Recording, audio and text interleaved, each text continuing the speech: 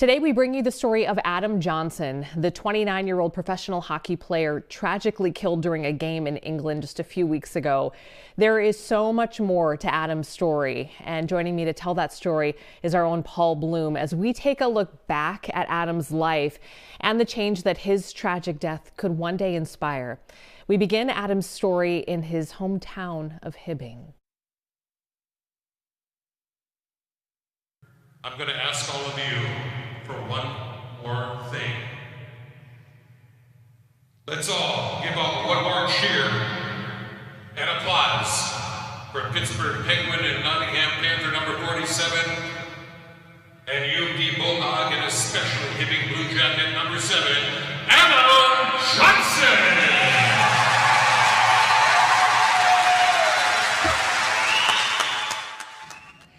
An emotional moment there. We're going to get to that moment in just a minute. Paul Bloom joins us now. And Paul, you have sort of a unique insight here. You just returned from the Iron Range where they honored Adam Johnson. Tell us a little bit about what that was like, and tell us about Adam Johnson, the man and the hockey player.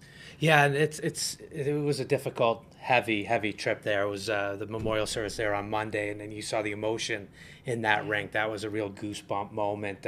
The old PA announcer who has been announcing there for years would have announced Adam Johnson as a starter on state champion, not state championship, but state qualifying teams. My understanding, Adam Johnson was an absolute rock star hockey player. He made it all the way to the NHL, and the community was really, I don't want to say they were not, I don't want to use the term divided, but really interesting in terms of they wanted to celebrate all of his hockey exploits, like awesome on the ice. Everybody, I mean, I'm exaggerating a little bit when I say everybody, right? But on the Iron Range, hockey is everything. Most everybody plays it. And here's a kid who grew up in that community, Hibbing, 16,000 people, and then made it all the way to the Pittsburgh Penguins, the NHL. So he's a hometown hero just from hockey. Yeah. But what I would learn up there is that he was beloved as a person, as a human being, as a brother, a cousin, a teammate, a son. And when I say the community was conflicted, they wanted to share Adam Johnson's life with all of us, but they also wanted to make clear that it was hockey that brought us up there, but they wanted us to know a lot more about the human being that Adam Johnson was, and that was really captured, I think, in that memorial service and the several hours I spent on the ground there up in Hibbing. Wow. Let's take us back, if we could, to what happened. Adam was playing for a team in England. Take us through the game where he tragically died. Right. Awful tragedy, and that also adds difficulty and grief in the way it happened. This was the middle of a game. He was playing in England. His probably best hockey years were behind him, so he was done playing with the Penguins.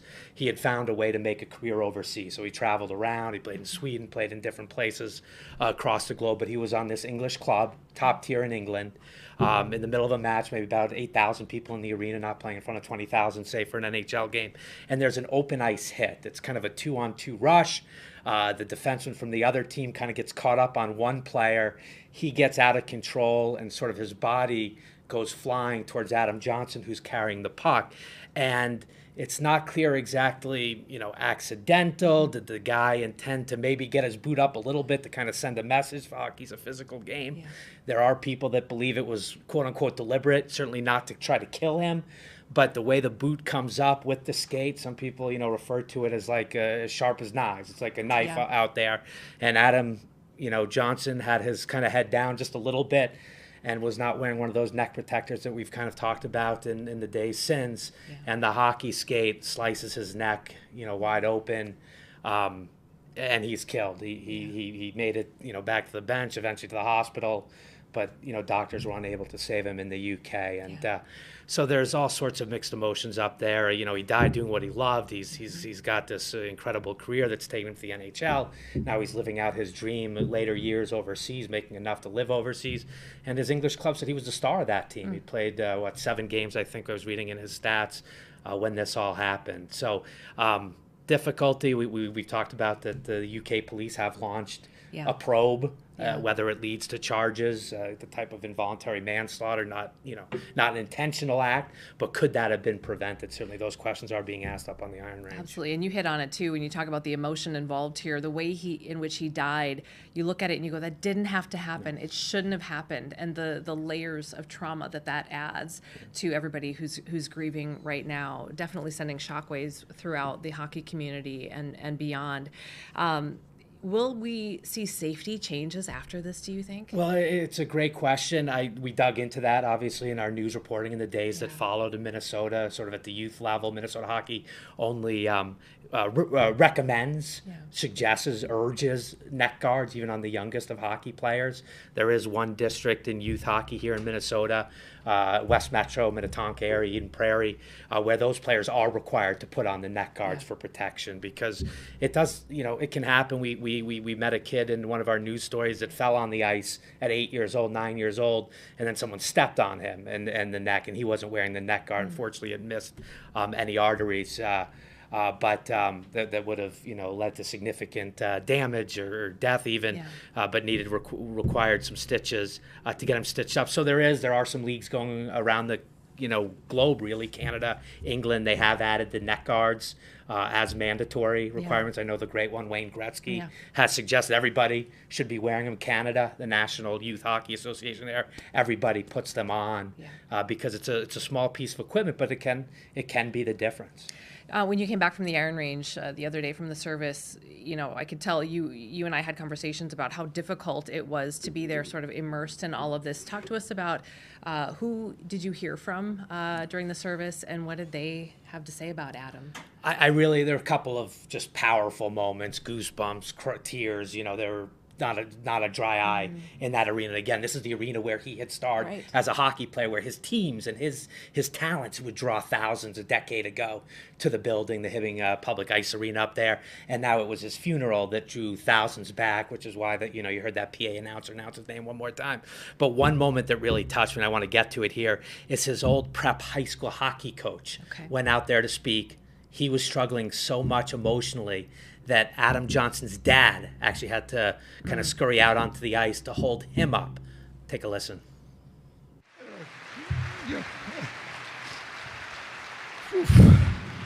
Thanks.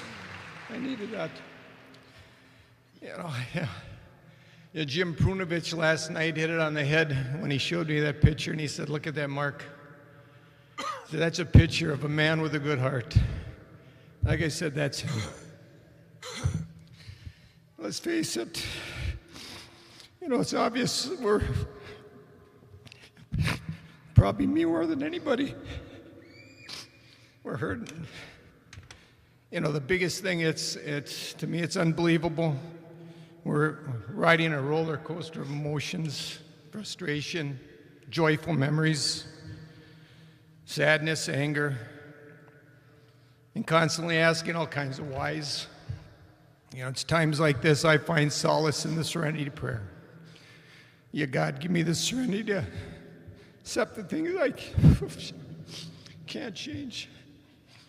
I thought I'd be able to even read it, but that's not even working. The courage to change the things I can, and the wisdom to know the difference. There's no answers to the whys. We can't change what happened. Obviously the emotions are legitimate, they're real, it's unbelievable. But I am going to make every effort to cherish, appreciate the time I had with him. Wow. Yeah, powerful to stuff. see that he had to physically be propped up like that. It's just, and when I first watched it, I missed who he was, and I thought that was his father. Right. Because of just the deep sorrow that he was feeling at the time. Well, yeah, and up there on the range, I mean, I kept hearing it takes a village. It takes a village. The Johnson family, the dad who went out there, his uncle, both played at UMD, both star hockey players.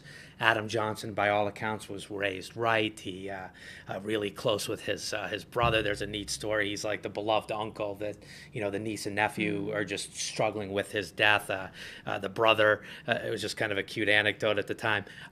So Adam Adam's third grade rival in the presidential fitness test was a young woman. Now, obviously, a young woman, but at the time, who could out push up him and beat him for this award. Well, his brother married that girl. Wow. So there's just this, just connection on the iron range, and you see that with the coach, the dad going out there. We didn't know he was struggling. Like, I didn't think he was going to get through that speech, and all of a sudden, and not knowing everybody, we're kind of, a little bit of foreigners going up there to visit. We didn't know who the gentleman was that had gone out onto the ice, and when we heard it was Adam Johnson's dad, it shows while that family needs so much support right now, they're giving back and holding up Adam's prep coach, which was really a difficult thing to watch. But again, just kind of gets at the emotion of it all. And did you hear from anybody else, a family friend, Right. I think there was, that you wanted to highlight as well? Yeah. Just afterwards, it was just, again, getting to that whole "it takes a village" and just the sentiments that Adam Johnson,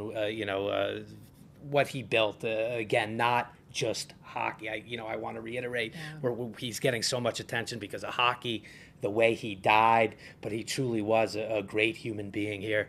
Take a listen to some family friends. I think next time somebody asks me where I'm from, I'm going to say Adam Johnson, Minnesota. A lot of people are hurting up here real bad. He was more than hockey, though. I don't think people understand. I know the focus is on the hockey, but people aren't here because he was a great hockey player. Go take a look out there up on the. We've had people in the NBA Hall of Fame, Kevin McHale. We've got people that play pro hockey. They're not here because he was a hockey player. He was just an outstanding kid. Everything he did. If you look at that face, that's a face of joyfulness. That's a face of kindness. And every time he walked in the room and he left the room, you felt better just being in contact with him, regardless of how well you knew him. That's who Adam Johnson was, and that's how he'll be remembered. Nice words there. Yeah. And that's friends' fathers. Also next to him, I think there was a two-shot you saw there, a dad of a current NHL Winnipeg Jets player who had played with Adam growing up. But again, just reiterating, I love that soundbite from the friend saying, I'm going to tell people I'm from Adam Johnson, Minnesota. Right. Forget Hibbing. It'll be Right. Adam Johnson, Minnesota going forward. Clearly such a big impact, and showing his picture not in his hockey uniform, but just showing his face and saying this is the face of this young man. Tragically, Paul, another layer to the story is that Adam Johnson was engaged to be married. Yeah, and we heard a lot of stories about the proposal and spending the rest of his life with his dear Ryan, and how much she had already become ingrained in the Johnson family. And what really got to me was she went up there to speak at this memorial service, and she told the crowd she was going to read from a letter that she would have otherwise read to him on their wedding day. Instead, she's reading it to, this crowd of 4,000 or so mourners for his funeral. Wow. Hi, babe. I want you to know how much I love you and adore you. You've been so amazingly supportive and kind to me since the day we met, and I couldn't have been more grateful for it. I always thought that maybe if I was lucky enough, after a lifetime together, I might start to be more like you. You're such a special person. You had the best sense of humor, the biggest heart, the quickest wit, and the kindest soul. You're unbelievably loyal, dedicated, and smart. You're so smart. Whether it came to school or life in general, you just seemed to have it all figured out, which gave me so much peace and comfort and made me feel like we could do anything or be anything, and we'd be okay. We'd be happy. The last year or so, you came up with so many different plans for us, from starting a farm or a coffee shop, or me becoming some big hotshot so you could be a stay-at-home dad with a whole van full of kids you wanted. I wish we could have had all of that and more, and I pray that in another life we do. I just hope in heaven they let you have your farm and all the cows and chickens your little heart desires. I'll forever miss all your silly quirks and the nicknames and the phone calls where you'd start off asking me, what doing? I'll miss my napping partner and my sous chef. I'll especially miss the way you'd complain about not having enough time for more coffee, or the way you'd throw your head in my lap wanting me to play with your hair. I'm so lucky to have loved you and been unconditionally loved by you. You made me so insanely happy, and it feels like an understatement to say we were boyfriend and girlfriend or fiancés. I've never really felt like there was a label that could describe us. How well we fit, how in sync and aware of one another we were, how we agreed about everything under the sun, even if sometimes you like to disagree with me on little things like the quickest way home or the best brand of peanut butter. To me, you were everything. You were my home, my best friend, my sounding board, my rock, my safe haven, and the love of my life. I'm never going to stop thinking about you, missing you, and loving you until we can be together again. I love you. Thank you. Okay. Wow. I mean, Imagine the strength to get up and do that. And you said that was her sister? Her sister, again, there by her side. But, you know, the dream of a farm one day with her, the dream of having a bunch of kids and him being a stay-at-home dad, that she would make it big someday herself, and then he could kind of chill out and, till we meet again. That was, we didn't think we'd hear from her, but she got out there and spoke, and it was beautiful. It really was. Where do we go from here now? This community, as we mentioned, you know, it's the state of hockey in Minnesota. If that's the case, you know, the Iron Range is the heartbeat of hockey. How will they, do you think, continue to remember his legacy? Well, I thought it was really neat there, right at the beginning of this, we played that, the PA announcer announcing, you know, Adam Johnson one final time. In that moment, they also announced they'll be retiring his number 7 Hibbing prep jersey at the team's very first home game. I think that'll be another important healing moment to know Adam Johnson will be in the rafters in that arena that means so much to so many. So that's the next step that's coming up in December once the state high school league season gets going. And then, of course, there is this law enforcement investigation over in England. I know they got started briefly. They're taking a break. It's kind of unclear exactly how that legal process works out, but no doubt people, of course, will be keeping an eye on that. And we'll see what happens with the neck guards, the equipment, the legacy that, you know, who knows, he could change hockey forever moving forward, making those requirements so something like this never happens again on the ice. Yeah. Well, we're glad that you were there. It could be our eyes and our ears to really give us this in-depth look at him as a person and as a hockey player, and to just bring us some of what you heard there. Obviously a huge impact on that community. You know, the world of hockey loses a hockey player, an incredible hockey player, but the world loses an incredible human being. A special man. That's definitely what we took away. And one other, like, just hockey note that we hadn't mentioned yet. You know, he played for the Pittsburgh Penguins a few games over a couple different seasons, so he did make it all the way to the top. But you know who has one goal? He scored one goal in the NHL. You know, he scored it against the Minnesota Wild. Is that right? Yeah, at the Axe, which was obviously a neat thing. And, you know, we've seen that goal played quite a bit in the last week or two. So that's been, I hate to say the fun part, but that was a really neat memory that obviously means so much, you know, to him, to his fans, and certainly, I got to say, again, the village that is the Iron Range, it touched so many lives up there, what has happened. Absolutely. And as we said, this might end up making change across the league for younger players, for older players, professional players. We hope that something just really good comes out of this tragedy. All right, Paul, thanks for your time. Appreciate it. And thanks so much for watching.